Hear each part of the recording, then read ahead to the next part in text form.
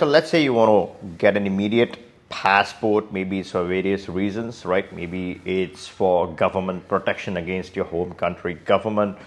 Maybe it's because you want to protect yourself from lawsuits in your home country. Maybe your spouse is suing you. Maybe it's some friends or some enemies or whoever it is, right, is running behind you for your money. You want some protection. You want a second immediate passport. So you have a jurisdiction outside your home country. One of the issues with the residencies is that it's hard sometimes to establish jurisdiction. Maybe you're living in your residency, maybe you're not living in your residency. That can make a difference whether you qualify to use that as your active jurisdiction. But let's say you have a citizenship, you have a passport, then you have a permanent jurisdiction in a lot of cases. Just because you hold a citizenship in that outside country, you have more rights and protections as a citizen of that country.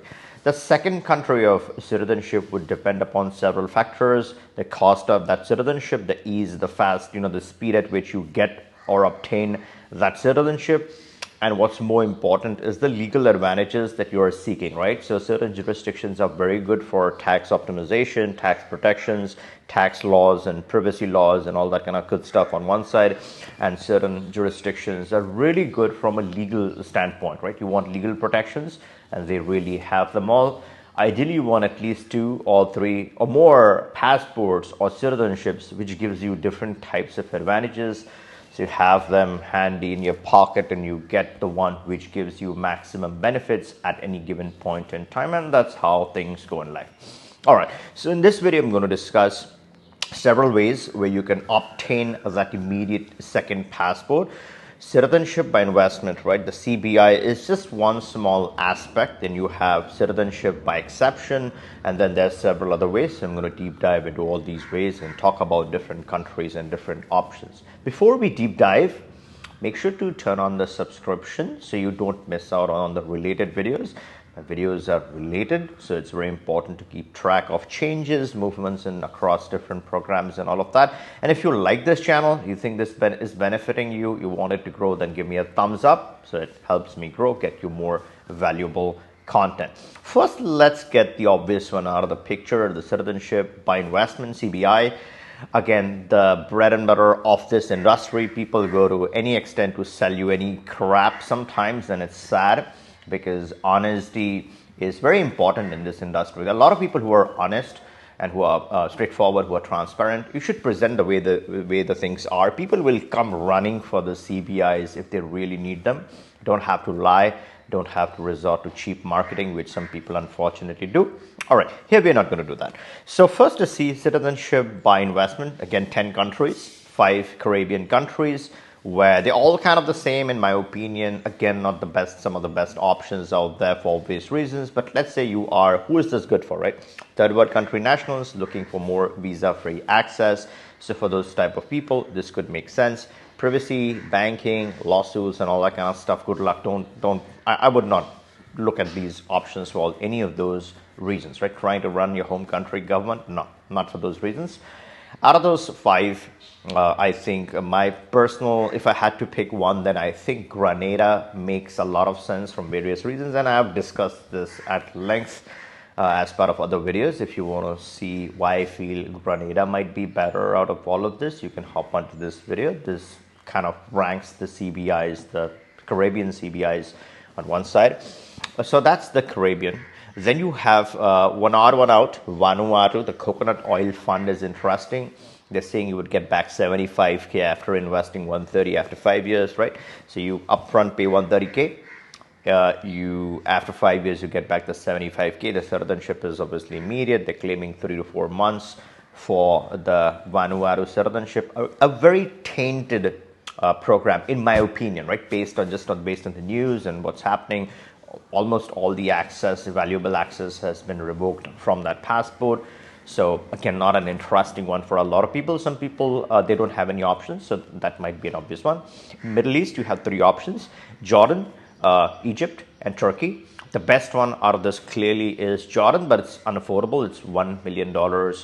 Even if it is affordable, a lot of people would not pay $1 million for that passport, that jurisdiction. Otherwise, it's the best out of the three in terms of living there, spending any time in that country, and all of that. So those are the three. Out of the other two, right, Egypt and Turkey, I would say Egypt is the under the radar. If you're not looking for access per se, then Egypt would make sense.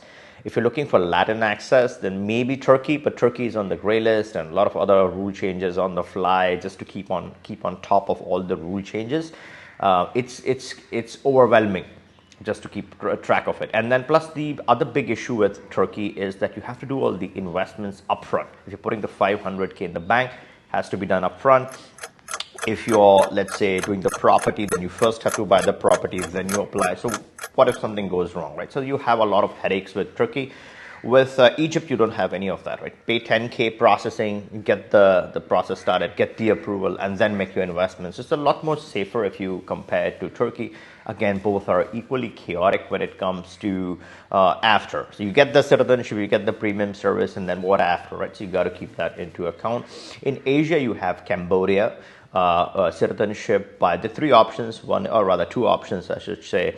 One is the immediate citizenship, which has two subcategories. One is 305, that's a property, and then you pay 85K in fees and you can get Cambodian citizenship.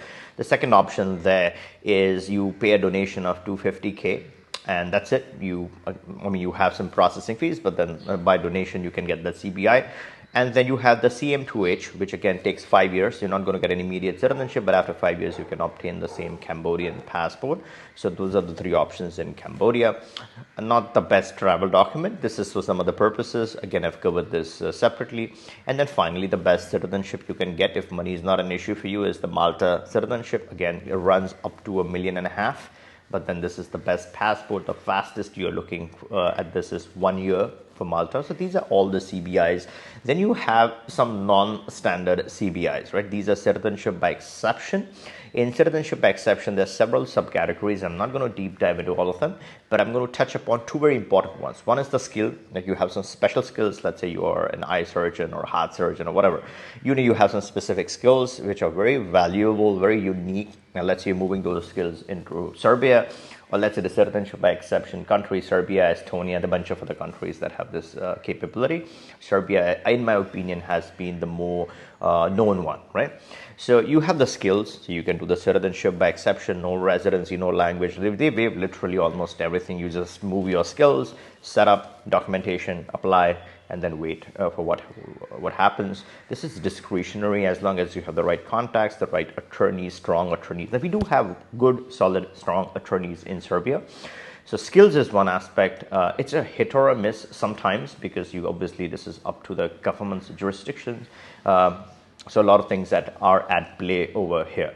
The second way of doing the citizenship by exception is through money, of course, right? You have a lot of money.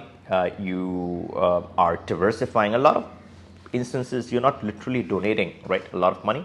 You're moving the capital into the country. Again, you need to have the right attorneys, contacts, and all that kind of stuff, and then you can still structure it. As I said, Serbia, Estonia are not the only two countries. There are other countries that have citizenship by exception. The other way is family-based, and this is important too. A lot of people don't think about this, but let's say you are young, or let's say you are in your 30s, 40s, you don't mind having an additional child. A lot of men these days want more children. So let's say you're planning your children in a couple of countries can get you immediate citizenship. One at least gets you like an immediate citizenship, which is obviously Argentina. Beautiful country for childbirth. I'm not advising go and have children there, but let's say you are anyways, you're in Argentina, you anyways are looking at a childbirth, and having that child in Argentina qualifies you and your wife for immediate citizenship. You can apply based on that child's birth in Argentina. In Brazil, you have the same option, similar option, where if you have your child, then Brazil has a wait period of a year, right? Even if you have, let's say, a wife, you find a girlfriend, you get married in either of these two countries, you have options for immediate citizenship to qualify. The other interesting one is Mexico. Mexico really changed the game here. Your naturalized parent now can pass on citizenship to their child, which is, let's say you have a parent, they have naturalized in Mexico, you can still qualify for citizenship as their child. This is a game changer, right? This wasn't the case before. This happened in 2022-2023 time frame. I've made a separate video on instant citizenship in Mexico. I've discussed all the routes, the fast track, the immediate, and the 5-year period normal route. So if you've missed that video, you can watch this one. This talks about all the different avenues. And these are just a few: childbirth, marriage, family situation, descent, citizenship by exception, citizenship by investment. These are just a few. There are a few other ways where you can obtain an immediate passport. And if you want to have a discussion on what are the best strategies, what is the best one in your case, right? You are looking for an immediate citizenship, or let's say you have appetite for quick residencies. You set the residency a year in some cases, 2 years in others, and let's say you're doing the standard route 3 or 4 years, 5 years, whatever it is. You schedule them correctly, and then you're picking up important, valuable citizenships based on this strategy. So if you can have that discussion, you can always click the link in the description, book a call with us. We can discuss the best fit, 1, 2, or 3 or more, and get you started with that important residency or citizenship of your choice. Again, as I said, if you like this video, give me a thumbs up, make sure you're subbed, and catch you in the next one.